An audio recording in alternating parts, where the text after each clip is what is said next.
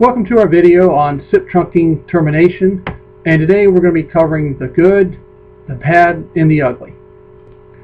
Okay, so if you're new to this technology, what SIP trunking is, in a nutshell, is a method of delivery of multiple applications, including voice, video, text, and other forms of media over the internet. But our focus today will be on SIP termination, which is basically voice calls generated from a desktop, computer, or mobile device over the internet instead of over traditional telephone lines and circuits. Now, there are virtually unlimited different kinds of applications, but here's a basic one for a single office with a handful of phones and a SIP phone system. The other end of the spectrum is, as in this example, you got a headquarters right here, branch offices, some smaller offices, and even employees working from home. Now on to the good.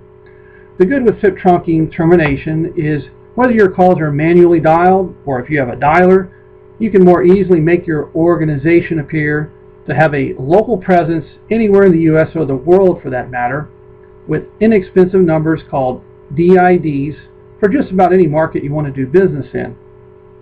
In addition, you can get affordable U.S. toll-free numbers, ITF numbers anywhere in the world. That stands for International Toll-Free Services. The cost per SIP trunk or concurrent call is usually between 30 to 60% less than traditional phone line circuits and especially long-distance charges.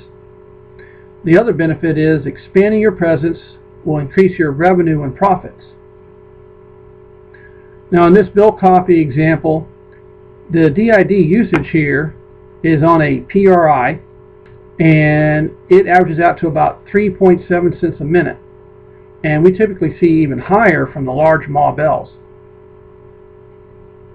But with SIP trunking, even the tier 1 providers, you can expect to see 2.5 cents a minute and lower for long distance, and with tier 2 providers below a penny a minute on up to about 2 cents a minute. And if you have high volumes of minutes and want to do least cost routing, which we'll cover in another video, then below 0.005 a minute is very achievable. Now the bad. The bad with SIP trunking termination is if you want to try and go at all on your own without much knowledge of how to get SIP trunking set up, or hire an inexperienced tech who also knows very little about SIP, it can be an ongoing headache because of many factors. And I'll list some of those here, such as one-way audio, trunks dropping, delay, jitter. And so really getting someone certified in SIP trunking or very experienced in installations is well worth the money because of the enormous payback. And since there are so many SIP PBX phones and dialers that all work well with SIP today, it's really up to you, the end user, to get someone qualified for the initial setup. Now, in a simple online search of bad SIP trunk installs, we see right here over 2 million results worldwide. So whatever the real number truly is, there have been many an install done incorrectly or gone wrong. Now on to the ugly. The ugly with SIP trunking termination is if you approach SIP trunking like traditional telecom, by putting all your eggs into one basket, things can get very ugly.